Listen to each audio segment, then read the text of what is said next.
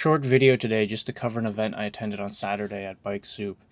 Bikesoup's a local bike shop not too far from me, and the event was called Brompton Best in Fold. Essentially a meetup to showcase your own Brompton. Also, I'll try to get back to a weekly upload schedule. If you saw my last video, you'll see I have a lot of things going on in the background, and it's kind of a public accountability journal. I want to put a couple minutes at the end of each video to go over some things I've done during the week and progress in the Velocity Printworks universe. So yeah, stay tuned at the end for that. Anyways, the day started with a ride down to Richmond Park for a loop before heading back up to Bikesoup. I came to the event mostly expecting to talk shop with some fellow Brompton enthusiasts. The event page mentioned a competition, but I didn't intend to enter it since my bike isn't exactly a traditional Brompton.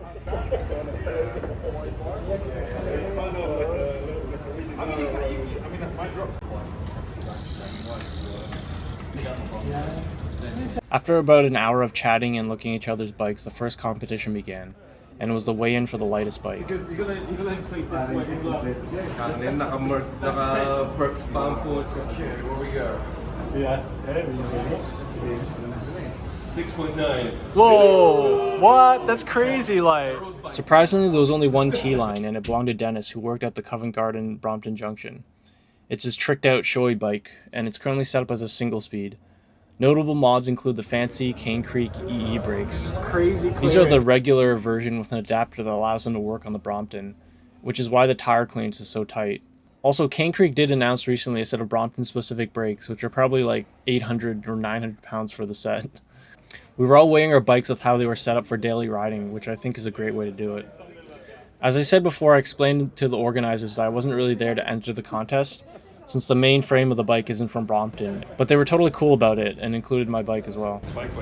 Again, are you looking for 8.12. And it's funny because the last time I had my bike weighed by a Park Tool Scale, it also weighed exactly 8.12 kilograms. But the bike's changed quite a bit. Carbon fork, hydraulic brake, and right now there's no fenders. That means the bike is definitely lighter now and under 8 kilograms. I just removed the accessories, which total a weight of 452 grams, which means the bare bones bike weighs 7.67 kilograms. That's not bad considering it has the rear internal gear hub and 15 speeds. While we continued to chat and had refreshments, Will from Bikesoup, who was the organizer, came around to ask us to choose our favorite bikes for the People's Choice Award. This one was my favorite. The colors are very tastefully done and the raw lacquer just looks so nice. But I think I have a specific So what's the color of that, bro? That's either raw lacquer or they did like a... I don't know. Also, side note, but I saw this gravel bike that has a rubber piece in the rear triangle for shock absorption. Look familiar? The next contest was the G-Line folding contest. The goal was to get the fastest time to fold and unfold. My time wasn't great at 43 seconds. To be fair, it was only my second time doing it, and somehow I struggled with the tightening of the hinge clamps. I guess I already got used to the self-aligning clamps I just put on my own bike.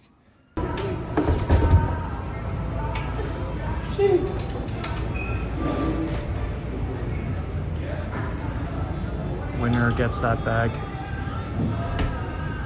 My time was 6th overall. Any guess on the fastest time? 19 seconds by Dennis, who works at Brompton, of course. And this is for fold and unfold, so that's a crazy fast time.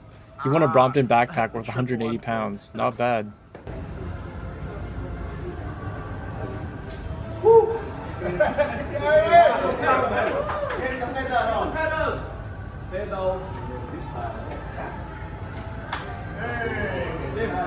But yeah, so what we would do is sort of announce the... After that came the winner announcement for the other competitions. The first announcement was the winner of the lightest bike competition. Winner was, unsurprisingly, the single-speed T-Line at 7.6 kilograms, but I came second at 8.12 kilograms. I won a 25-pound gift certificate, which offsets the 7 pounds I paid for a pint earlier at their cafe downstairs. The next announcement was the People's Choice Award.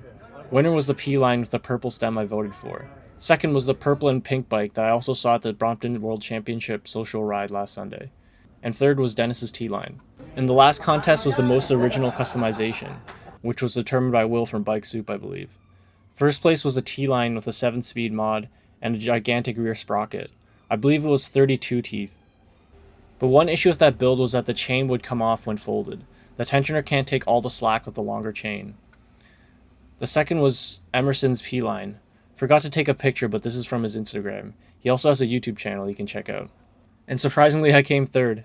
I guess with all the modifications on it, it kind of makes sense. Overall, great day to nerd out about Bromptons. I'd just like to say thanks to Bikesoup for setting this up. They also had a videographer to film a lot of the events, so if they upload something after I make this video, I'll link it in the description.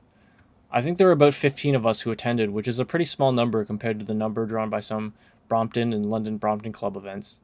Maybe the next time they do it, more people will come. I definitely recommend keeping an eye out for their events on their Instagram or their Eventbrite page. Okay, now onto my weekly update on Velocity Printworks projects. So I've put my first sticker pack for sale on my website. It's £7 for all 7 stickers. And now I have my own logo on my bike. And you can put this sticker on your helmet to really rub it in the faces of people you pass on your Brompton. If you're interested in supporting the channel, or if any of these stickers speak to you on a deep emotional level, you can buy the set from my shop. I also remade my DIY carbon fiber rack. It suffered a bit of damage from the crash in Japan, so it was about time.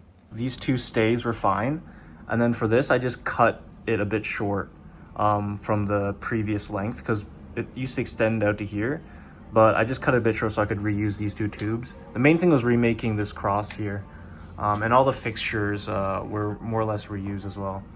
I also changed the rear brake caliper back to the standard Brompton one, but not before swapping all the bolts to titanium. My next video will be a tutorial or a walkthrough about how I did that. These brakes definitely have a lot better braking performance than the third-party ones I had on previously. I'll talk more about that in the next video too, just comparing the stiffness of some of the lighter calipers I've tried. And then, oh yeah, I finally made the hinge alignment clamps. Every time I tell people I do 3D printing, they're always like, oh, why don't you 3D print these? So this is still very easy to spin, which is nice.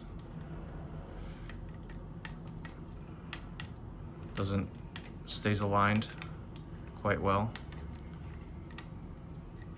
Yep. And that's it for this weekly update.